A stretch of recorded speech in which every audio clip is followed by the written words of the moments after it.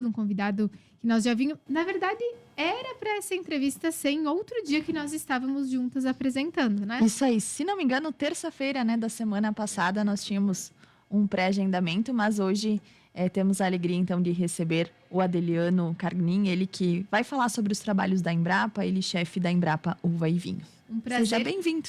Isso, Ali, muito obrigada. Complementando, né? Um prazer ter você aqui conosco. E acho que para começar, né, Adeliano, já te dou um bom dia e vai nos contando um pouquinho desse teu trabalho frente à Embrapa. Seja bem-vindo novamente. Bom dia a todos os ouvintes da Rádio Veranense. É uma satisfação muito grande estar aqui falando um pouquinho sobre a Embrapa, sobre os trabalhos da Embrapa, especialmente aqui em Veranópolis, onde eu resido, né, onde eu e minha família temos a nossa vida particular, né, e onde a gente está criando nossos filhos, temos nossos amigos. Então, é uma satisfação muito grande estar aqui. Agradeço a oportunidade de falar um pouquinho para vocês. Isso aí. Então, você trabalha na Embrapa em Bento Gonçalves, mas reside aqui em Veranópolis. Isso, a gente fixou moradia aqui em Veranópolis fazem praticamente 12, 13 anos, já que a gente está morando aqui em Veranópolis.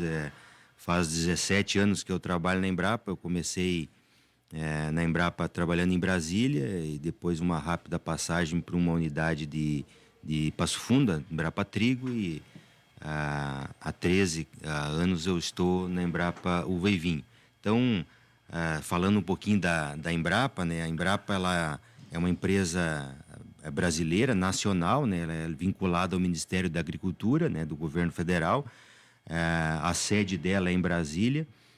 Possui 43 unidades, né, ao longo de todo o território nacional.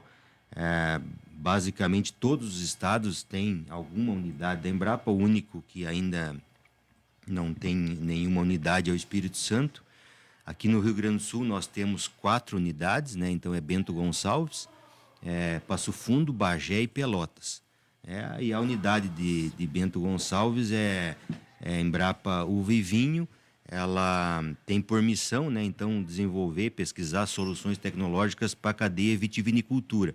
Então, é bom a gente passar essa informação, esse esclarecimento, que a Embrapa Uva e Vinho está fixada, né, em Bento Gonçalves, mas ela tem uma atuação na cadeia da vitivinicultura, não só regional, não só estadual, mas como nacional, né? Então, todas as ações dessa cadeia dentro da Embrapa é responsabilidade, né, relativo à nossa unidade ali, né? Então, ações no Nordeste, onde tem muita uva de mesa, mesmo uva para vinho, que tem crescido bastante nos últimos anos, até é um marco assim, o pós-pandemia, né?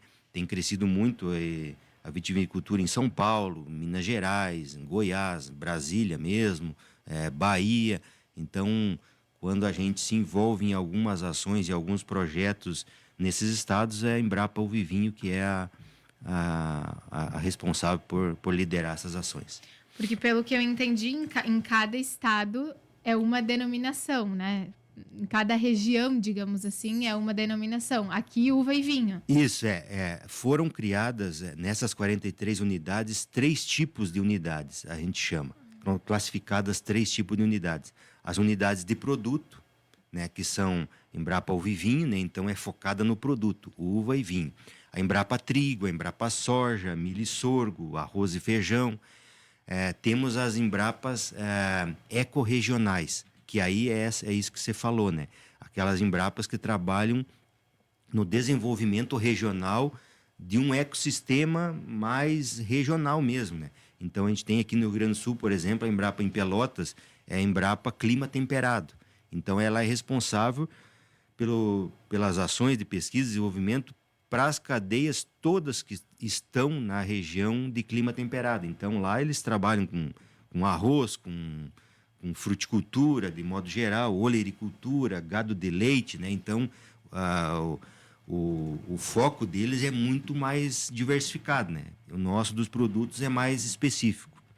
E temos as unidades também temáticas, que a gente chama, que são aquelas que trabalham um tema específico. Por exemplo, Embrapa Recursos Genéticos e Biotecnologia. É aquela que cuida dos recursos genéticos, né, do país, né, tanto do germoplasma quanto das reservas, né, dessa parte de conservação da fauna, da flora. Então, são basicamente esses 3 tipos de unidades, né? Então, conforme a unidade, ela tem uma atuação mais regional, mas mais diversificada. Depende da unidade, é mais focada, mas uma atuação mais ampla geograficamente, né, ao longo do país. E se é temática, daí então o assunto é aquele tema no Brasil inteiro também. Então, nesse caso, uva e vinho, só recuperando um pouco do que você nos explicou, vocês fazem os seus estudos, as suas pesquisas direcionadas a esses 2 produtos, mas é claro que vocês prestam esse serviço não só para o estado, mas como você disse, regiões do Nordeste, dando um exemplo, que também utilizam dessas tecnologias, né, que vocês desenvolvem. Isso na época, quando se criou a Embrapa, em 1973, tinha mais claramente essa regionalização das culturas, né? Então, por que foi criada a Uvivinho em Bento? Porque hoje ainda é a região da Serra Gaúcha, o Rio Grande do Sul, o maior produtor de uva e vinho. E a Serra, então, era a maior produtora e ainda é. Então, se colocou aqui na região. Trigo, por exemplo, em 73, o maior produtor de trigo era a região de Passo Fundo. Então, se colocou nesses pontos assim, né? Mas com o mandato nacional. Então, a gente desenvolve, a nossa sede é ali, a nossa estrutura é ali, mas a gente desenvolve, né, ações para todo o país. Projetos que tem para o Nordeste, por exemplo, a gente se desloca com equipes para lá, 2, 3 vezes por ano. A gente conta também com a parceria interna de outras unidades que estão instaladas, né, localizadas nessas regiões, como uma base física para nos dar um apoio com veículo, com alguma logística, né, o envio de algum material para cá ou para lá. A gente tem atuado muito em parceria público-privado, né, muito projeto com cooperativas, com associações de produtores, dependendo do tema do projeto, com algumas empresas mesmo, privadas, no desenvolvimento de algum produto específico, né? Então, é mais ou menos assim que tem estruturado aí a nossa atuação. Bacana a gente contextualizar. Estamos conversando com o chefe da Embrapa Uva e Vinho, o Adeliano Cargnin, que está aqui na tua Rádio Veranense nesta manhã. Podemos entender um pouco mais do funcionamento da Embrapa, da sua divisão no país. E nós vamos falar também agora, Adeliano, em relação à pauta do momento, né? Que nós, nesses últimos meses, né? No caso, principalmente em maio, aqui no Rio Grande do Sul, a gente foi fortemente atingido. E a Embrapa também está desenvolvendo pesquisas, enfim, trabalhos relacionados a isso. Isso. A Embrapa, a gente tem há alguns anos, eu diria assim, tratado desse tema de mudanças climáticas, né, eventos climáticos extremos, já com uma certa preocupação, né, em tentar contribuir um pouco, né, na gestão desses riscos aí, dessas alterações.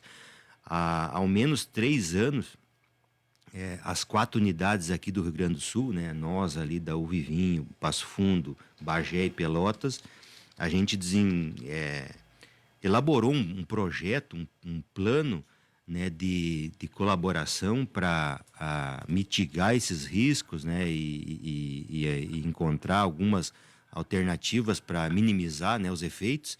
E a gente, claro, não só pensando, mas Adeliano, então vocês estavam prevendo esse desastre? Não, a gente não estava prevendo esse desastre nessa magnitude, mas nós percebia que está havendo uma alteração, né, nesses eventos climáticos extremos mais frequentes. Antigamente a gente falava em El Niño ou Laninha uma vez a cada 10 anos. Agora, nos últimos 10 anos, quantos eventos? Todo ano vocês da imprensa tem pautas assim de semanas, de meses falando, ou é excesso de chuva ou é falta de chuva. Então, a gente não deve, e esse era o nosso entendimento, que a gente não devesse tratar, fazer gestão, né, de efeito, né, mas sim de prevenção, né, tentar fazer ações que a gente pudesse, que a hora que surgissem os eventos, a gente tivesse menos impacto possível, né? Claro que esse desse ano foi um evento assim que está há várias décadas de anos aí, que não tem registro, né, nessa magnitude, mas ações que têm acontecido assim nos últimos anos aí de falta de chuva principalmente, a gente estava com essas ações assim para propor, né, para o poder público, né, nós propomos para o governo estadual, para a bancada dos deputados do Rio Grande do Sul, várias oportunidades. Esse ano a gente vai colocar de novo essa proposta aí para tentar colaborar. Especificamente sobre esse evento climático que aconteceu de maio, né, a tragédia de maio, desde o primeiro dia, então a gente já atuou em tentar contribuir com alguma coisa aí nesse sentido. Então, nós criamos basicamente um plano com três frentes, assim, uma frente mais emergencial, de curto prazo, né, de imediato, algumas ações de médio prazo, que estão já em curso também, e uma de longo prazo, então, que é uma mais estruturante, que a gente chama, então, para tentar recuperar, né, todos esses efeitos aí, e retomar, né, o rural, retomar o setor agropecuário. Essas ações mais iniciais e de imediato foram, que tipo de ações? Foram ações solidárias, de humanitárias, né? E aí aqui eu coloco, a gente colocou carros, caminhonetes, né, à disposição de algumas ações, né, humanitárias ali, principalmente em Bento e Pelotas, onde a gente tem as duas bases físicas que teve grande impacto nisso aí, para distribuir donativos, né? Fizemos uma campanha também de receber, uma campanha interna dos empregados, né, porque são 7.700 empregados no Brasil inteiro, né, e todos queriam ajudar. Então a gente fez essa campanha para receber doações, para quem tivesse condições de fazer a doação e enviar para cá. A gente tinha um problema de logística, e criamos também uma ação de captação de recursos, né, de recurso financeiro, para quem não pudesse enviar ou que tivesse, né, dificuldade de enviar donativos, né, que enviasse recurso. Então a gente teve um engajamento muito forte dos empregados da Embrapa no Brasil inteiro. A gente arrecadou um valor até, a gente considera significativo, claro que frente aos prejuízos, né, isso representa muito pouco, né, mas demonstra assim a solidariedade, né? Então a gente arrecadou R$ 127 mil, e então essas doações, esse recurso a gente tentou distribuir, né, em algumas ações que estavam em curso nessas regiões mais afetadas, tentando contribuir com o coletivo, né? Não ações pontuais, né, para não ficar assim muito isolado, né? Então fizemos uma doação naquela ação Unidos por Bento, né, que tinha um propósito de recuperar as estradas do interior onde foram mais afetadas.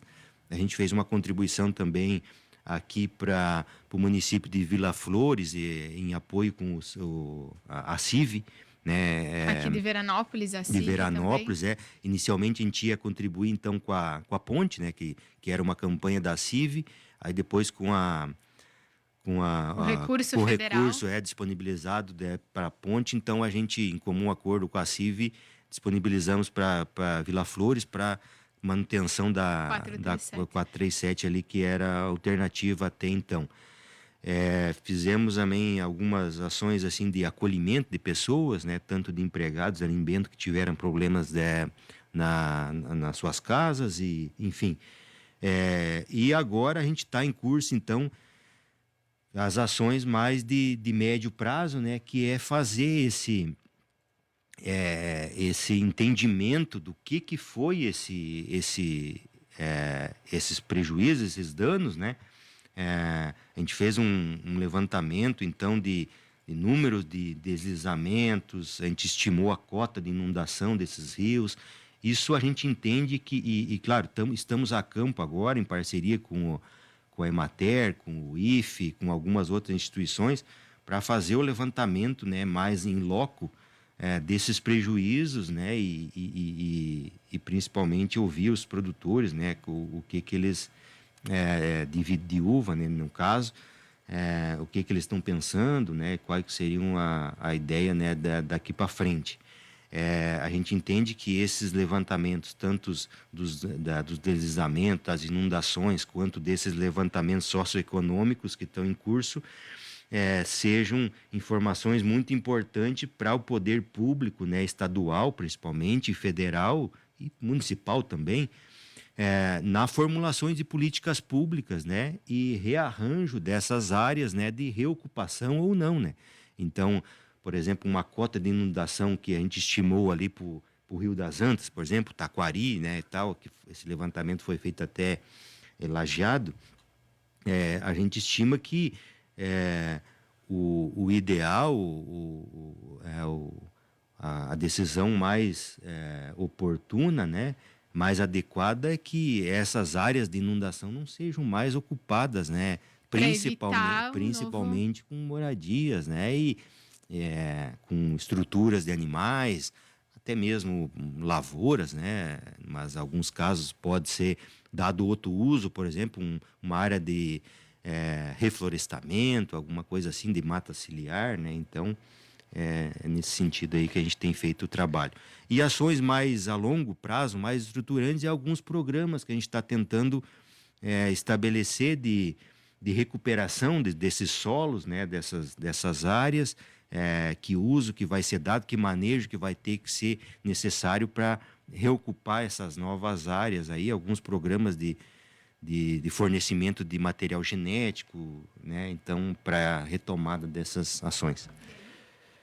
Sim, Ale? Um comentário antes para finalizar me fez lembrar, ontem nós estivemos em uma propriedade em Barros Cassal, até para a produção de um material para o Dia do Agricultor, e me fez pensar na questão do escoamento agora, né? Um dos grandes desafios para os agricultores digo agora, porque se a gente for pensar, né, o fim do ano já está chegando, que é normalmente quando temos a safra, fim do ano, início do ano, e agora vão ter que fazer esse escoamento por acessos que estão bastante comprometidos também. Não sei o que também se a Embrapa está envolvida nesse sentido. Isso, não, bem, obrigado aí pela tua colocação, bem oportuna, porque esse foi um dos focos até que a gente refletiu na hora da distribuição daqueles recursos ali, né, que a gente arrecadou. Por que a gente colocou, por exemplo, nesse Unidos por Bento, que estava reformando estradas no interior? É justamente porque essa região que foi fortemente afetada, interior de Bento Gonçalves, interior de Veranópolis, interior de Cotiporã, é responsável por aproximadamente 60 mil toneladas de uva. Então, se a gente não contribuísse com a recuperação dessas estradas, a gente logo teria um problema sério, que é isso que ela levantou agora, que é o escoamento da safra. Porque esse, talvez, na parte da vitivinicultura, talvez foi o grande impacto, né? Que foi essa questão de logística, que não só o escoamento da safra, mas como o escoamento de insumos para a safra, que inicia agora em setembro, e o trânsito, né? Muitos adquiridos, por exemplo, aqui em Veranópolis e Cotiporã, adquirem em Bento Gonçalves.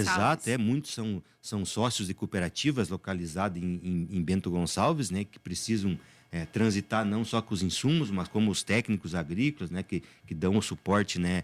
Técnico aí para os produtores, né? Os próprios produtores, né? Para acessar essas propriedades. Muitos estavam com problema de acessar suas propriedades e retomar a atividade.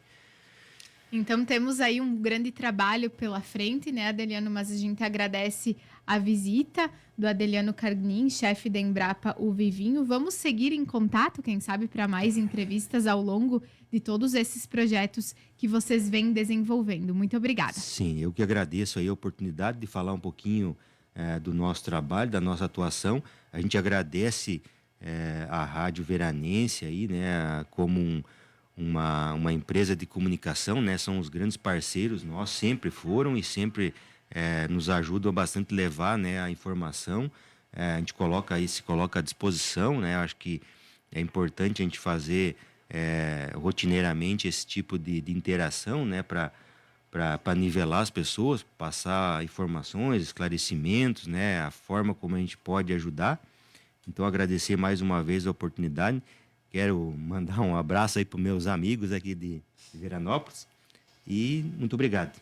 E um bom dia a todos. A gente que agradece. O Adeliano Carnim, chefe da Embrapa Uva e Vinho, presente aqui no Temática. Falamos sobre as ações que a Embrapa vem desenvolvendo em prol da reconstrução do estado do Rio Grande do Sul, não só pensando na nossa região, mas falamos também a um contexto nacional. Agradecemos muito a presença, seguimos também à disposição para novas pautas, enfim, para acompanhar os trabalhos. Agora, notícias da hora. Ótica Lincoln, moderno laboratório próprio, totalmente computadorizado. O resultado